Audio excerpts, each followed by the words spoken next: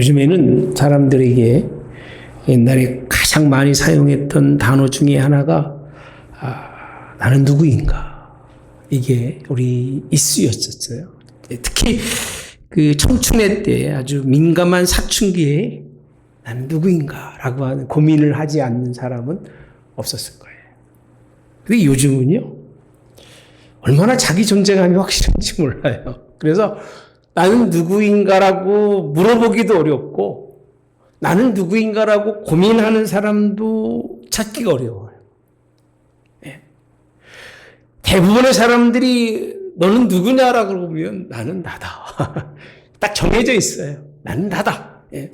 나 외로는 아무것도 중요한 게 없고, 나 말고는요, 그 어떤 것도 필요하지 않기 때문에 이미 자기 속에 자기 확신이 가득 차 있기 때문에 그 사람에게 너는 누구냐, 나는 누구일까라고 물어보는 건 좀 문제가 되는, 잘 대답하기도 어렵고 물어보기도 어려운 것이 오늘날의 그런 시대가 아닌가, 이렇게 생각을 해봅니다. 여러분, 진짜 그럴까요? 제가 두 가지만 말씀드릴게요. 제가 어느 날 제 모습이 거울에 딱 비춰진 걸 보면서 소스라치게 놀랐습니다. 내가 이렇게 늙었어? 그런 거 못 느끼시죠? 여러분들은 다 멋있으시고 아름답기 때문에. 나의 변한 모습이 내 눈에 들어왔을 때, 야, 너 누구야? 너 누구냐? 그렇게 안 물어볼 수가 없어요. 내가 이 사람이었나? 내 모습이 진짜 이 모습일까라고 외형적으로 변할 수밖에 없고, 변한 내 인생을 돌아보면서 역시 나는 누군가, 앞으로 나는 누가 될 것인가. 요즘은 가끔 거울 볼 때마다 그렇게 생각하면서 딱 한 분 떠오르는 분이 있어요. 누군지 아세요? 우리 아버지예요. 저렇게 되겠구나라고 생각하면서 나를 봅니다. 여러분, 이뿐만이 아닙니다. 생각하지 못한 감정이 나를 찾아올 때가 있어요. 전혀 지금까지 느껴보지 못한 감정이 내게 찾아와서 내 마음을 지배할 때가 있어요.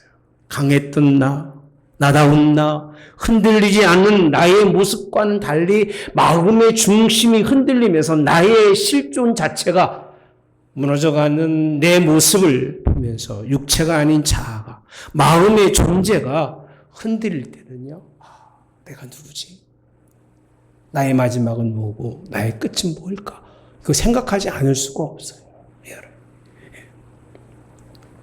그 사람들은요, 자기 모형이 바뀌거나 자기 삶의 정체성이 흔들릴 때마다 자꾸 자기를 찾는 거예요. 나를 강하게 하고, 나를 담대해 하려고 하고요. 멋있지도 않는데 꾸며보기도 하고, 대단히 잘난 사람처럼 자기를 만들어 가려고 하지만, 자기 모든 의식과 감각을 다 해서 자기의 삶을 새롭게 차려보려고 하지만 자신을 찾을 수가 없습니다. 한 해 한 해 더 나아가 갈수록 어른들이 하신 모습이 뭐냐면요, 나를 발견할 수 없다는 거예요. 내가 누군가? 내가 무엇이? 이게 오늘날 많은 사람들이 세월을 흘러갈수록 자기 존재에 대한 불확실성이 자기에게 찾아와서요, 인생이 두려운 거고요, 인생이 걱정이 되는 거예요. 이게 우리의 모습입니다. 그럼에도 불구하고 여전히 젊든 늙든지 간에 사람들의 생각 속에서는 자기를 찾으려는 거예요. 내가 누구인가? 나는 무엇인가라고 찾아보고 애써보지만 결론적으로는요, 우리는 우리를 만날 수가 없어요. 왜? 변하기 때문에 그래요. 우리를 찾을 수가 없어요. 우리는 변하기 때문에 그래요. 그리고 또 한 가지 중요한 거는요, 우리가 우리 되게 하고 내가 여기 있게 하는 게 내가 아니라 그런 거예요. 여러분이 아닌 거기 때문에 그런 거예요. 나는, 따라서 합시다. 하나님으로 인해서. 누굴 통해서요? 하나님으로 인해서. 우리가 신앙생활하는 이유도요, 믿음의 길을 걸어가는 이유도 딱 한 가지입니다. 그분을 통해서만 나를 볼 수 있고, 그분을 통해서만 나를 만날 수 있기 때문에 그렇고요. 그분을 통해서 만날 때의 삶의 이유가 있고, 그분을 통해서 만날 때에 내가 누구인지를 밝히 알고 나의 갈 길을 알기 때문에 신앙생활하고 예수님 믿는 거예요. 나는 내 것이 아니에요. 아멘. 여러분 게 아니에요. 창조하신 하나님의 것이고 여러분을 만드신 예수님의 것이고 할렐루야. 이게 우리 모습인데 우리는 자꾸 이 불확실한 자기의 모습을 자꾸 증언하기 원해요. 내가 이렇다. 나 이런 사람이다. 나 이렇게 살 사람이고 이렇게 될 사람이라고 아무리 얘기하지만 자기 정체성은요. 여러분들이 아무리 이야기해도 누구 하나 관심도 없고 그 정체성에 대해서 의미를 두는 사람 아무도 없어요. 불쌍한 사람들이 우리는요. 그죠? 아니 나에 대해서 누가 가까이 있는 사람 잘 아는 사람이 나의 그런 존재성을 인정해 주면 얼마나 좋겠습니까? 여러분 인정해 줄 사람 별로 없습니다. 또 이 세상을 등지고 가면 누가 나를 기억해 주는 사람도 없어요. 아무도 없어요. 여러분들이 생각하고 있는 유명한 사람, 대단한 사람, 내가 인정하는, 지금 여러분이 인정하는 사람은 알지도 못하고 인정하는 거예요. 뭘 합니까, 여러분들이요?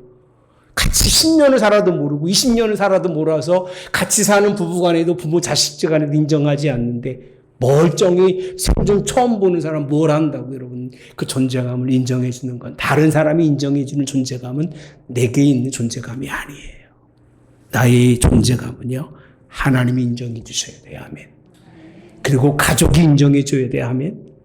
가장 가까운 사람에게 인정받았을 때 그 인정함이 올바른 것이 전혀 나랑 모르는 사람이 인정해 주는 그 존재성은 가치가 없는 거고요. 가치를 부여할 필요도 없습니다. 제가 왜 이렇게 장구하게 설명하는 줄 알아요? 이런 분이 한 분 계세요. 자기 정체성을 자기 존재함을 그렇게 드러내는 분이 한 분 계세요. 누군 줄 아세요? 누구예요? 하나님이에요. 예수님이세요. 근데요, 정말 가슴이 아파요. 하나님이 하나님인 것을 왜 증명해야 됩니까? 예수님이 예수님인 것을 왜 증언해야 됩니까, 여러분? 그분 하나님이신데. 그분이 예수님인데 내가 예수님이라고 말하고 내가 하나님이라고 말하는 것처럼 불행한 일이 없고요. 가슴 아픈 일이 없어요.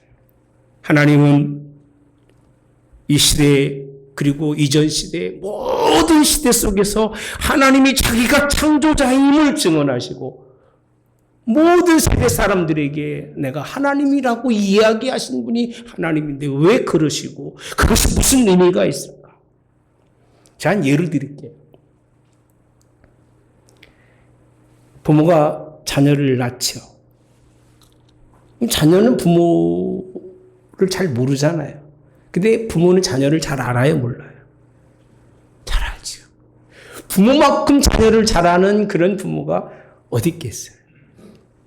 부모가 내가 너를 낳았다. 너 이렇게 잘하고 이렇게 컸다. 내가 너를 위해서 중간중간 얼마나 먹이고 얼마나 신경 쓰고 얼마나 너에 대해서 온 힘을 다한 줄 아느냐라고 아무리 얘기해도 자녀가 부모의 심정만큼 믿는 부모가 자녀가 있을까요? 있다고 생각하시면 여러분 자녀는 그래요? 훌륭한 자녀 둔 겁니다. 자녀는 믿지 못해요.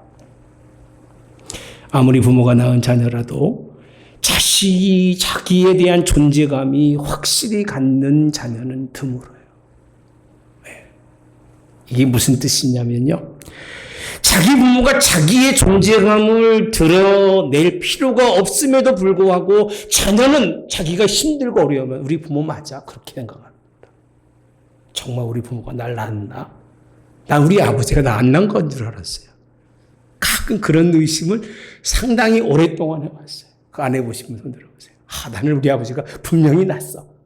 난 우리 엄마가 분명히 나를 낳았어. 라고 100%한 번도 의심하지 않은 분이 있었을까? 난 여러분들하고 설교할 때는 도대체 감을 못 잡겠어요. 긴지 아닌지. 저는 그랬습니다. 동생이 5하고 크다 보니까 어떨 때는 뭔가 도외시 당할 때마다 진짜 우리 엄마 맞아? 그럴 때가 얼마나 많은지 몰라요. 우리 부모는 그런 마음이 있었을까요? 예? 없었겠죠. 왜? 확실하니까. 내가 너를 낳아서 내가 너를 있게 한 게 확실하기 때문에 부모의 마음은 100%예요. 부모의 확신은 불변의 법칙이에요. 하나님은요, 우리를 낳고 우리에 대해서 불변의 마음을 가지고 있다는 거예요. 부모가 누구에 대해서, 자식에 대해서 불변의 마음을 갖는 것처럼 하나님은 우리에 대해서 불변의 마음을 갖지만 자식은요, 죽을 때까지도요, 자기 부모에 대해서 확신하는 그런 자녀가 없어요. 힘들고 어려우면, 에휴, 좋은 부모 만났으면 좋았을 텐데, 힘들지 않았을 텐데, 더 나은 부모 만났으면 저 집 아빠 같으면 좋았을 텐데, 그런 생각하지 않을 수가 없어요.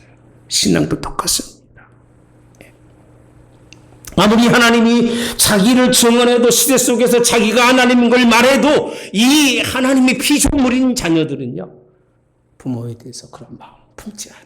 근데 한 가지 중요한 건 부모가 돼서 자식을 보면서도 하나님의 마음을 이해하지 못한 사람은 부모에 대할 자격이 없어요. 딱한 거예요. 내가 부모가 돼서 자녀를 키우며 나에 대해서 불확신함 가질 때마다 내 마음이 얼마나 아프고 내가 얼마나 고통스러운지를 여러분 모른다면 하나님 앞에도 그렇게 하는 거예요. 똑같이요. 만약에 여러분들이 그걸 깨달았다면 적어도 부모 앞에서 내가 이제는 부모에 대해서만큼 불신하지 말아야지. 그리고 살아계시든 살아계시지 않든지 간에 최선을 다해서 부모를 신뢰하고 그 존재감을 인정해 주는 것처럼 하나님께 대해서도 그렇게 되는데 이 세대 속에서 그런 사람이 없었어요. 성경의 역사를 보시면요. 그렇게 하나님이 자기 증언할 때, 예, 당신이 창조자시고, 당신이 하나님이시고, 당신이 유일하게 우리의 생명을 주관하신 분이라고 고백한 사람은 손에 꼽을 만한. 이 시대는 많을 것 같지만, 이 시대 똑같습니다. 자기 존재감은 높이고, 자기 존재감은 분명하지만, 하나님이 내가 아무리 하나님이라고 설명해도, 하나님에 대해서 마음을 두지 않아요. 여러분, 하나님이 절규하십니다. 하나님이 절규하셔요. 내가 하나님이라고요. 피 맺힌 목소리로 우리에게 말씀하셔요. 내가 너를 낳았다고요. 그리고 하나님은 우리를 인도하시는 길은 부모가 자식을 인도하는 것 같지 않아요. 우리의 정체성은 흔들리지만 하나님은 흔들리는 분이 아니에요. 우리는 육신이 늙어가면 자녀에게 도움받아야 되고. 그렇지 않아요. 그죠? 그렇잖아요. 당연한 거 아닙니까, 여러분? 난 그렇게 얘기를 해요. 내가 너희들을 키웠으니까 너희도 내가 늙었을 때에 힘없을 때 키워야 된다고 얘기합니다. 맡길 수밖에 없는 거잖아요. 그게 안 이루어진다면 뭘 자식을 낳아서 키우겠습니까? 근데 하나님은 그러신 하나님이 아니에요. 만세전부터 지금까지 하나님 부족함도 없으시고 할렐루야. 하나님 모든 것을 아버지 뜻대로 인도하시는 우리가 상상하지 못한 일을 행하시는 분이 하나님이신데 너희를 그것으로 인도하신다 하나님이라고 그렇게 설명해줘도 듣지 못하는 세대. 그것이 처음 창조 이후로부터 지금까지 사람들은 듣지 못해요. 우리도 마찬가지일 거예요. 이렇게 설교 드릴 때나 부모 생각나고 부모님 계신 사람들도 말씀 들을 때나 집에 가서 어머니 밥 해드릴까 이런 생각만 하지. 또 시간 지나고 나면 왜 아직도 살아계시고 함께 해야 되나 이런 아마 갈등 속에 있는 여러분은 안 그렇겠지만 세상의 사람들이 많을 거예요. 저희 어머님이 살아계십니다. 그때마다 제 마음속에 찾아오는 게 뭐냐면 하나님 계실 때까지 잘 섬기게 하소서. 다른 마음이 왜 안 하겠습니까? 찾아올 때마다 그렇게 마음을 다짐합니다. 그 이유는 내가 그 길을 걸어가야 내 자식들이 나에게 그렇게 하고 내가 그 길을 걸어가야 내 자식들이 하나님께 그렇게 하기 때문에 그러는 거예요. 다른 거 아무것도 없어요. 여러분. 안 해준다고 누가 뭐라고 하겠습니까? 내 존재감으로 살아가는데 하나님께 그렇게 하기 위해서 그래요. 할렐루야. 이사야 41장 가보시면요. 1절부터 쭉 보시면 근데 4절만 보겠습니다. 이 일을 누가 행하였느냐? 누가 이루었느냐? 누가 처음부터 만대를 불러냈느냐? 나 여호와라. 나 여호와라. 처음에도 나요. 나중에 있을 자도 누구다? 내가 곧 그라고 표현합니다. 야, 나다. 나. 하나님만 나를 얘기할 수 있는 거예요. 이 세상에 그 누구도 나를 얘기하면 안 되고요. 해서도 안 되는 일이고요. 사람을 그렇게 높여서도 안 되는 것이 우리의 마땅히 가져야 할 시각이에요. 사람을 높이지 마시고요. 사람이 높아져서는 안 돼요. 하나님 그만 높으시면 됩니다. 아멘. 예. 오죽하면 41장 이하의 쭉 내용의 말씀을 보시면 이 모든 땅의 그 모든 백성들, 그런 백성들을 정의와 공의로 행하신 이가 누구냐? 나라는 거예요. 나는 누구냐 하면 처음부터 있었고 나중에도 그 시작과 끝이신 분이 누구셔요? 하나님이시라는 거예요. 절규입니다. 그런 하나님입니다. 왜 이렇게 하나님이 자기 일을 주관하셨느냐라고 했을 때 8절 오늘 제가 여러분들에게 묵상의 말씀으로 읽어드린 겁니다. 나의 종너 이스라엘아, 내가 택한 야곱아, 나의 벗 아브라함의 자손아, 내가 땅끝에서부터 너를 붙들며 땅 모퉁이에서부터 너를 부르고 네게 이르기를 너는 나의 종이라 내가 너를 택하고 실어버리지 아니하였다 하였노라. 이게 누구 마음인 줄 아세요? 이게 누구 마음이에요? 예? 하나님 마음이 아니고 여러분의 마음이에요. 누구에 대해서?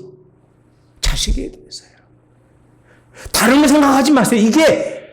이게 자식에 대한 부모의 마음입니다. 이게 그대로 보시면 여러분 자식이 어디 가든지 간에 어떤 자리에 있든지 간에 이런 붙들기 원하시죠. 그죠? 좋은 자리 있을 때는 상관없어요. 땅끝에 있을 때는 붙들어요. 모퉁이 있어 붙으면서 제발 좀 내 말 좀 들으라고 얘기하잖아요. 제발 좀 내 말 좀 들어라. 내가 인생을 살아보니까 이게 잘못된 건데 이 길로 되지 않겠냐라고 얘기하잖아요. 자식을 싫어하는 부모가 있습니까? 있어요? 속으로 말은 막 거칠어도요. 속은 자식에 대해서요. 짐승도 그렇게 하지 않잖아요. 10절에 가보시면 두려워 말라. 두려워하지 말라. 내가 너와 함께함이라. 놀라지 말라. 나는 네 하나님이 됨이라. 내가 너를 뭐하게 하리라? 굳세게 하리라. 참으로 너를 좋아하지라. 참으로 나의 의로운 손 너를 뭐하리라? 이 말씀은 다 좋아해요. 아마 12월 달에 성경 뽑기 하는데 이 말씀 나오면 아마 그 해는 아마 무슨 복권 당첨받은 애로 알을 거예요. 여러분에게 복권으로 주신 게 아니라 하나님의 존재감을 드러내시면서 나는 이런 하나님이라고 하나님만 말씀하시는 거예요. 여러분, 이 하나님, 이 모든 시대에 자기 증언하신 하나님, 이 하나님이 자기 증언하시면서 절규하시는 그 소리를 여러분 이 시간 들으시기를 주님이 원합니다. 저도 가끔은요, 보이지 않는 말로 속에서 계속 말할 때가 있어요. 자식들을 향해서. 저는 그래요. 그 소리가 그에게 들려지진 않지만 모르지만 내 속에서는요, 절규해요. 그게 더 하나님 앞에 믿음 안에 바로 살아가기 원하는 하나님의 마음인데 그 소리를 자녀가 듣고 여러분 그 삶이 변하기 원하는 것처럼 여러분들도 하나님이 자기 증언하시는 것을 듣는 여러분 되시기를 주님이 원합니다. 굳이 좁자면 시대 속에서 에녹이 들었을 것 같아요. 그렇죠? 노아가 들었을 것 같아요. 아브라함이 들었을 것 같아요. 모세가 들었을 것 같아요. 다윗이 들었을 것 같아요. 몇 안 돼요, 여러분요. 그 모든 세상 사람들이 자기 존재감을 드러내려고 하나님, 자기 부모 같은 아버지의 존재감을 갖지 못하는 것은 얼마나 어리석은 일일지 몰라요. 그래서 두 번째 주제가 뭐냐면요. 하나님의 자기 증언은 우리가 듣지 못하는 것은 우리에 따라서 합시다. 우둔함 때문이다. 우둔함이 뭐죠? 미련하다는 거예요. 미련하다. 자기만 보고 살아가는 사람처럼 미련한 존재는 없어요. 같이 살면서 나만 위해달라고 생각하는 사람처럼 어리석은 사람은 없어요. 내가 남을 위하지 않으면 남이 나를 위하지 않아요. 당연한 일이에요. 내가 하나님의 존재감을 인정하지 않으면 하나님이 우리의 존재감도 인정하지 않는데 오늘 요한은요 2절에 보니까 태초부터 있는 생명의 말씀에 관해서는 우리가 들은 바, 이 증언입니다. 눈으로 본 바요, 자세히 보고 우리 손으로 보았다 그랬어요. 만진 바라라고 되어 있어요. 이 생명이 나타나신 바 된지라 이 영원한 생명을 우리가 보았고 증언하여 너희에게 전하노니 이는 아버지와 함께 계시다가 우리에게 나타나신 바 된 이시라. 이건 누구의 증언이라고요? 요한이 요한의 서신 속에서 하나님은 이렇게 증언하고 있는 거예요. 태초부터 생명의 말씀이 되신 하나님 예수님. 따라서 그는 1절 어떤 사람이에요? 우리가 들은 바예요. 듣는 바요. 들은 바요. 눈으로 본 바요. 자세히 보고 손으로 만진 바예요. 하나님은요. 여러분들이 여러분 아버지 날마다 보잖아요. 그 아버지 말씀하시는 건 날마다 듣잖아요. 또 우리 부모를 또 날마다 스킨십 갖잖아요. 부모 자식과 함께. 그죠? 그렇죠? 멀리 떨어진 우리는 안 그렇습니다만 대부분의 가정들이 그렇잖아요. 이 하나님께서 우리와 함께 하시는 이 사건이 이게 존재감이라는 거예요. 보지 않고 만지지 않고 듣지 못하면 존재감은 없습니다. 예. 이렇게 하나님이 우리를 창조하셨는데 이게 우리 모습이잖아요. 창조된 모습입니다. 원래 흙의 모습은요. 흙으로 사람을 창조한 이 흙의 모습은 죽으면 끝이에요. 여러분 존재감은 죽으면 끝이에요. 아무도 기억하지 않고 생각하지도 않을 거예요. 흙으로 만드셨기 때문에 그저 티끌에 불과한 존재예요. 그 존재에 하나님이 함께 하신 거예요. 생명이잖아요. 르흠, 하나님의 호흡, 하나님의 영이 우리와 함께해서 우리가 누가 됐다 그러죠? 생명이 됐어요. 이 생명인 저희들이 하나님과 교제하고 살아갈 때는요, 참 기쁘고 즐거운 거예요. 그러니까 하나님의 존재성이 우리 속에 들어오면 그 사람에게는 인생에 괴로움이라는 게 없어요. 그래서 제가 예수님과 함께 살아라는 이유는 예수님과 함께 살아면 문제가 없다 그 얘기예요. 하나님과 함께 인생을 살아가는 사람에게는요, 어떤 고통과 힘든 일이 찾아와도 두려워할 일이 없어요. 왜? 그가 나를 창조하신 분이기 때문에 그런 거예요. 아멘. 우리를 그렇게 하나님이 만드셨는데 오늘 사단의 유혹에 빠져서 우리는요 죄짓게 됩니다.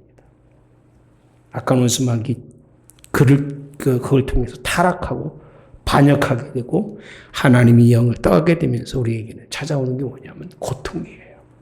방황이에요. 그리고 하나님에 대한 불신이잖아요.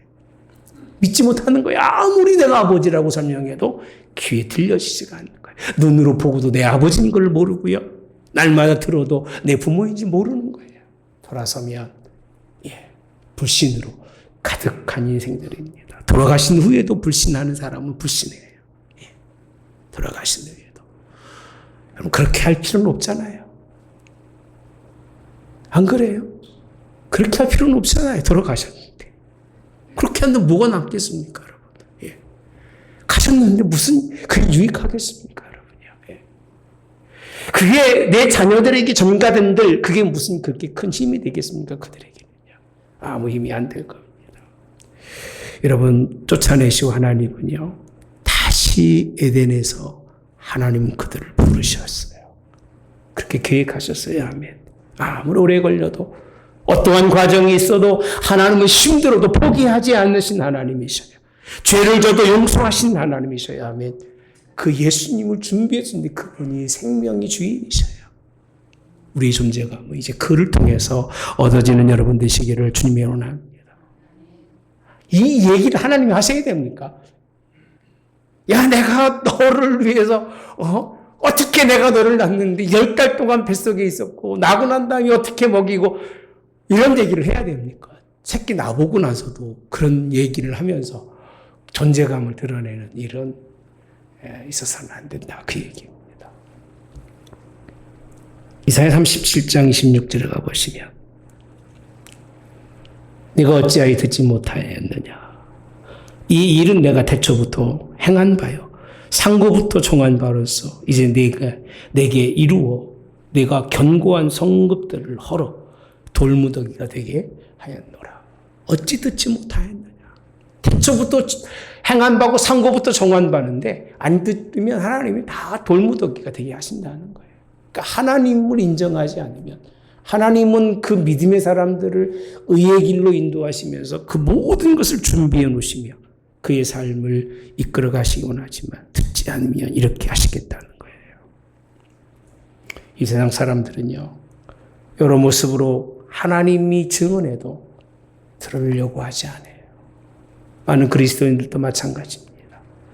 여전히 자기 부모 대하듯이. 그러나 자기는 자기 자식에게 모든 것 다 받으려고 하는 그런 이기적이고 독선적인 생각을 하고 살아가요. 자식에게 못 받아도 하나님께 드리길 바랍니다. 부모에게 순종할 수 있는 여러분 되시기를 그렇게 주님이 원합니다. 왜 하나님은 이렇게 존재감을 드러내시려고 할까? 이제 시작인데, 할렐루야. 왜 하나님은 자신의 존재감을 드러내려고 하실까? 3절에 보시면요. 우리가 보고 들은 바를 너희에게도 전함은 너희로 우리와 따라 사귐이 있게, 뭐 있게 하려고 그러는 거예요? 제가 여러분에게 이렇게 하나님 말씀을 장구히 전하는 이유는 뭐 때문에 그런다고요? 사귀려고 그러는 거예요. 사귄다는 거예요. 예. 우리의 사귐은 아버지와 그의 아들 예수 그리스도와 더불어 뭐 한다는 거예요? 누린다는 거예요. 사귐과 누림이라고 표현합니다. 따라서 사귐과 누림이다. 사귐이라고 하는 것은 여러분 뜻이 같아야 돼요. 그래야 사귀어져요. 예. 뜻이 다르면 사귈 수가 없어요. 그러니까 부모와 자식이 뜻이 다르면요 절대로 부모와 자식이지 사귈 수는 없어요. 저는 가끔 그렇게 표현합니다. 우리 아들들한테 아들 같지만 친구 같은 아들이라는 표현을 정말 해요. 그래도 아들들도 저를 친구 같은 아버지로 여겨줘요. 지금까지는 그래요. 더 늙으면 안 하겠죠. 예. 그때는 이제 아마 어리둥하고 아마 지 아버지 아마 아기처럼 여길 것 같아요. 예. 그런 느낌이 들어요. 죄송합니다. 자랑해서. 근데 가끔 목사님들 만나면 제가 그런 얘기 합니다. 뭐 격식 차리려고 그러면요. 그렇게 하지 말자고 그래요. 친구 같은 그런 목회자가 되자. 친구라는 얘기는 사귐이 있다는 거예요. 아멘. 하나님은요, 우리를 찾아오신 목적이 아버지로서의 권위와 그 위에 있는 창조자로서의 자기 권위를 드러내려는 게 아니에요. 사귀자 그 얘기예요. 사귀어서 내가 가지고 있는 모든 것을 너에게 알게 하고 내 모든 노하우를 너에게 물려주려니까 그렇게 하나님의 아들로 사귀자는 거예요. 여러분, 사상이 달라도요, 사귈 수가 없어요. 그렇게 되더라고요. 사상이 다르면 원수가 돼요. 여러분, 원수 되지 마시기 바랍니다. 이런 부모지간도, 한 가족에서도 사상이 다르면 원수지간 됩니다, 여러분. 싸우고, 큰 소리 나고, 뒤를 보시고 난리가 납니다. 사상이 뭘 먹여주는지 모르겠습니다만, 정말 바보 같은 짓입니다. 예. 사상이 달라도. 행동이 달라도 그래요. 조폭들하고 사귈 수 있습니까? 예? 사귀어서는 됩니까? 안 됩니까? 행동이 포악한 사람하고는 사귀어서는 안 돼요, 여러분. 하나님 포악하십니까? 행동이?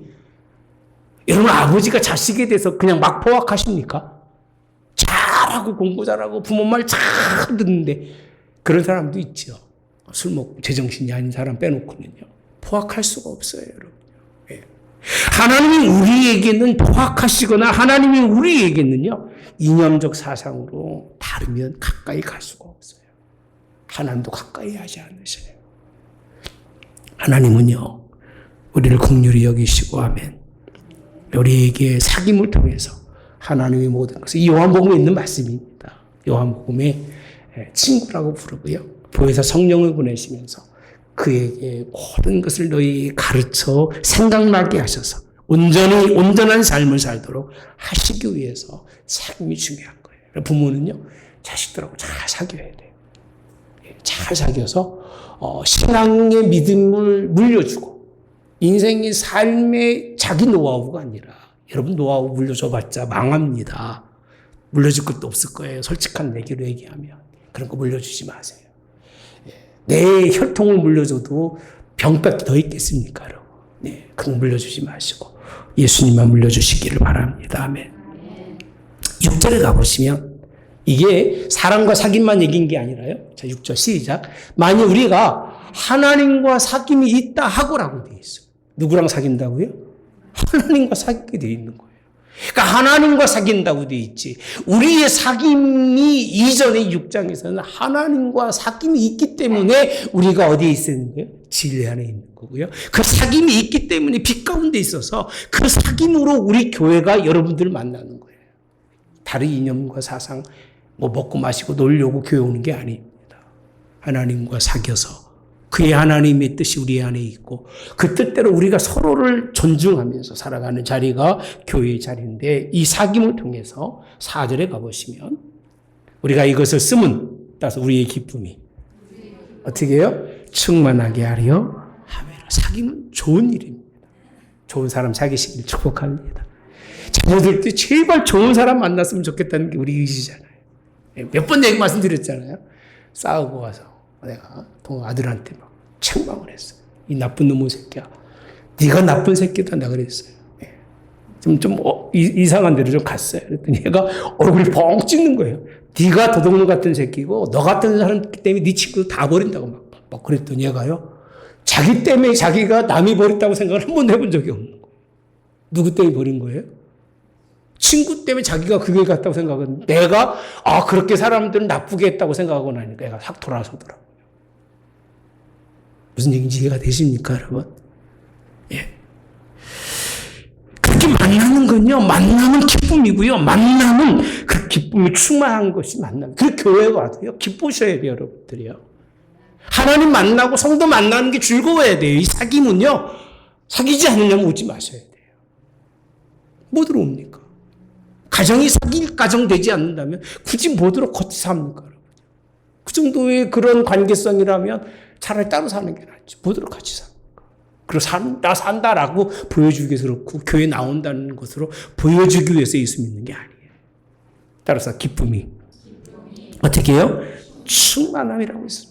이걸 쓰는 것은 사귐이 중요한 것이고 하나님이 자기 존재감을 드러내는 것. 이게 사실 1절에서 4절까지 내용의 말씀, 전 다른 내용의 말씀이에요. 본문이 약간 차이가 있어요. 그러나 제가 오늘 이렇게 쓰는 것은 하나님이 자기 절규가 이 속에 있다는 거예요. 1절과 2절에 있는데 왜 그러셨느냐는 거예요. 왜 그러시고 그 결과가 뭐냐면 우리에게 기쁨이 충만하게 하시기를.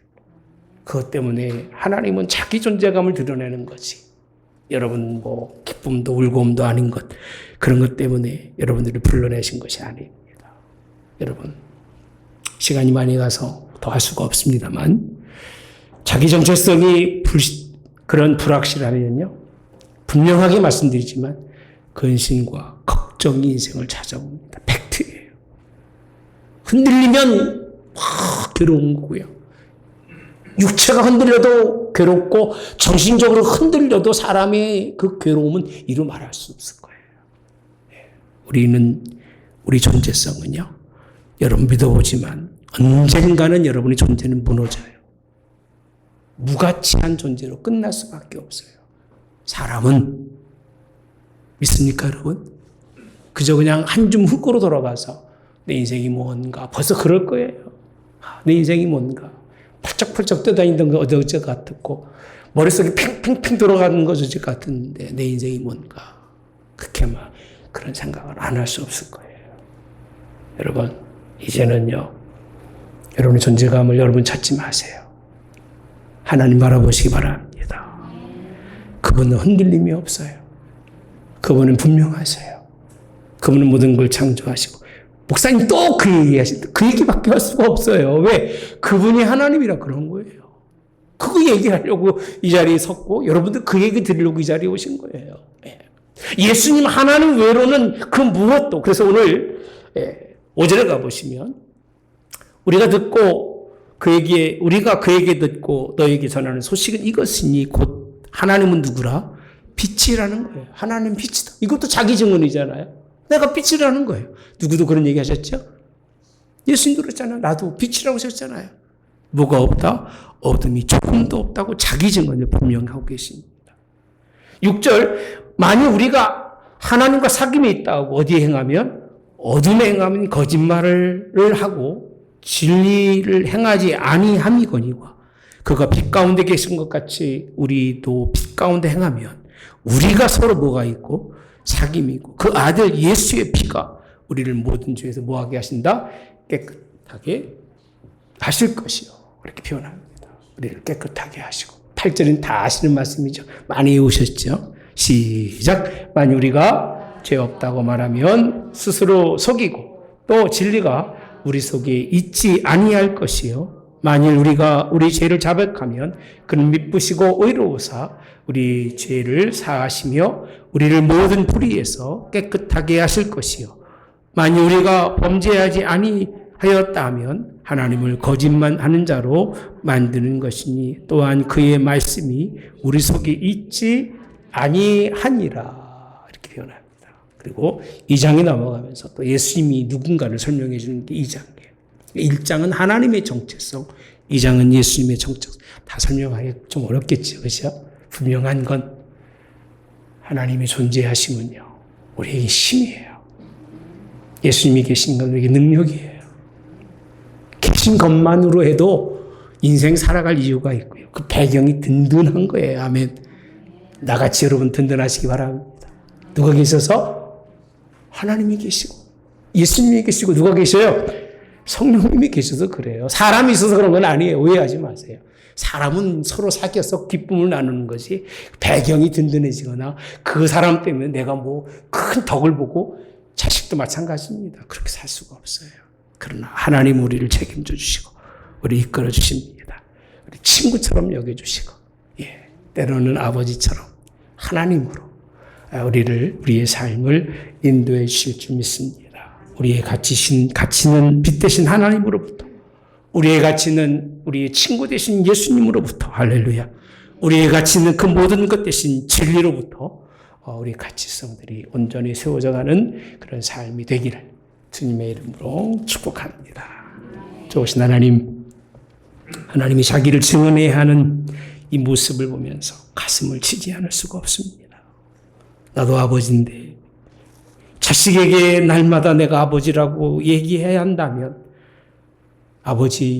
그 아버지로서 그 마음이 얼마나 상처와 아픔일까 생각해 보면 이제부터는 하나님을 온전한 아버지로, 내게 부모가 계신다면 그를 나의 온전한 부모로 섬기며 살아가기를 원합니다.